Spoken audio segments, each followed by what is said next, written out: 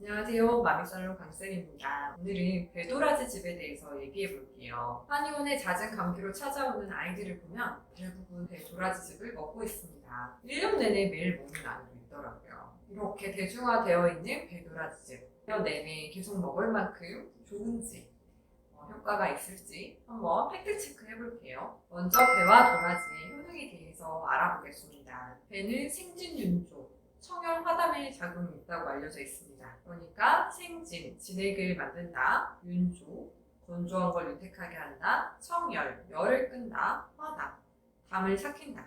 이런 효능이 있다는 거죠. 그래서 배를 언제 먹으면 좋냐? 감기 예방 목적보다는 열이 나면서 기침 가래가 있을 때 먹으면 좋겠죠. 배의 찬기운으로 열을 내리고 청열을 하고 열이 나면서 생기는 건조증을 배가 해결해주고 후끈한 객담, 가래를 묽게 해서 잘 배출되도록 도와줍니다. 도라지는 거담, 배농, 성폐의인이라는 효능이 있어요. 거담, 담을 없앤다. 그러니까 가래 같은 걸 없앤다는 거죠. 배농, 농을 배출한다. 성폐이인, 그러니까 폐랑 인후부에 도움이 된다는 거죠. 도라지의 뿌리를 잘라 만든 약재가 길경입니다. 길경은 식약처에 두 가지 효능이 나와 있어요. 첫 번째는 염증 상태에서 호흡기 뮤신의 생성 및 유전자 발현을 억제함으로써 더 이상 점액 생성을 억제한다. 다시 말하면 더 이상 객담이 안 생기도록 한다는 거고요. 두 번째, 염증으로 인해 이미 생성되고 분비되어야 할 점액은 배출을 촉진시킨다.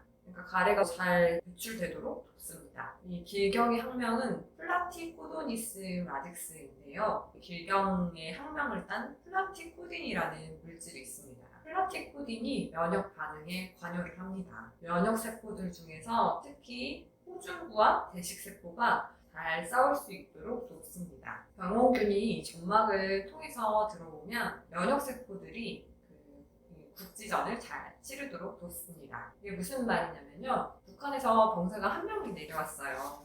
그럼 북한 병사 한 명을 국지전을 치러서 잘 물리치면 되잖아요. 북한이 남침을 했다 이렇게 퍼져버리면 엄청난 전쟁이 되는 거잖아요. 이 길경은 인터루킨 4를 억제시켜서 국지전으로 잘 끝낼 수 있도록 도와줍니다. 결막염, 비염, 부비동염, 폐기관지염 등에서 병원균을 잘 물리치고 면역계가 과흥분되는 패턴을 막아준다고 볼 수 있습니다. 배랑 도라지가 이렇게 효과가 있는 건 맞아요. 특히 도라지는 약재로도 쓸 만큼 효과가 뛰어납니다. 그런데 배 도라지 즙이 효과가 있을까요? 배 도라지 즙을 먹을 때 체크해야 될 것 4가지를 알려드리겠습니다. 첫 번째, 도라지 함량을 체크해보세요. 제가 배도라지즙 이렇게 검색을 해서 보니까 배 95%, 도라지 5% 정도 되는 배도라지즙이 가장 많더라고요. 배도 점막을 촉촉하게 해주고 담을 사귀는 효과가 있긴 하지만 도라지에 비할 바는 아닙니다. 그러니까 이 기관지 면역에 효과를 보려면 배에 도라지가 붙는 게 아니고 도라지에 배가 붙는 형태가 좋아요. 근데 이렇게 도라지 배즙이 되어버리면 맛이 너무 쓰고 대중화되기가 힘들겠죠. 두 번째는 도라지를 확인해보세요. 도라지는 식품으로 먹는 도라지랑 약 도라지가 있습니다. 일반 식품 도라지와 약 도라지는 사포닌 함량이 차이가 나요. 그런데 이 배도라지 즙의 도라지는 대부분 다 그냥 도라지죠. 그리고 이 도라지는 뿌리랑 껍질에 사포닌 성분이 풍부하거든요. 이렇게 잔뿌리가 많은 약도라지가 훨씬 좋습니다. 세 번째는 배도라지 즙을 만드는 방식을 확인해 보세요.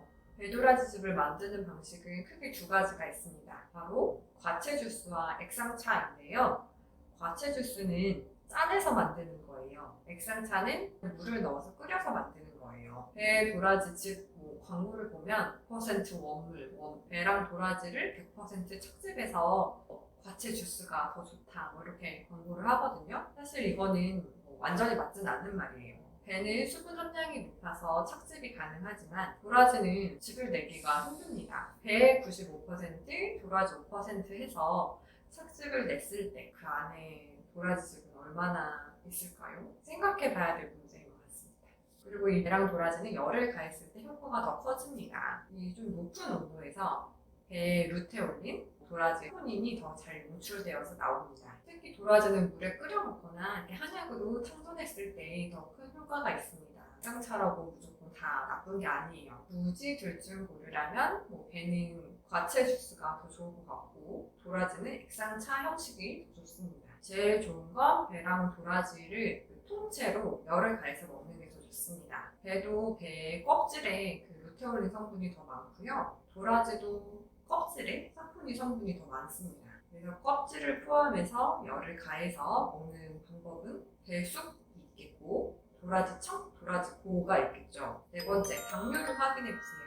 보통 배 도라지즙이 80에서 100ml 정도 되잖아요. 제품마다 당류가 5g에서 15g 이렇게 천차만별이에요. 식약처에서 가공식품을 통한 당류 섭취 권장량을 보면 성인은 50g, 어린이는 37.5g입니다. 그런데 WHO에서는 성인 기준 25g으로 낮췄어요. 100g짜리 배도라지 즙을 하나 먹으면 25g의 대부분을 차지하게 돼버리는 거죠. 우리나라 어린이의 가공식품을 통한 당 섭취량이 많다는 것은 연구와 기사로도 밝혀진 바가 있는데요. 설탕과 음료를 통한 당 섭취가 절반 이상이 된다고 해요. 그러니까 음료를 통한 당 섭취는 주의를 하시는 게 좋겠죠. 그래서 결론은 시중에 있는 배 도라지즙은 감기 예방이나 면역 증진이나 이런 효과를 크게 보기는 힘들다. 감기에 걸렸을 때 수분과 당을 보충해주고 건조한 호흡기를 촉촉하게 해주는 데는 도움이 될 수 있다 정도 될 것 같아요. 그리고 이런 배 도라지즙을 섭취했을 때 이런 리스크와 베네핏을 따져보면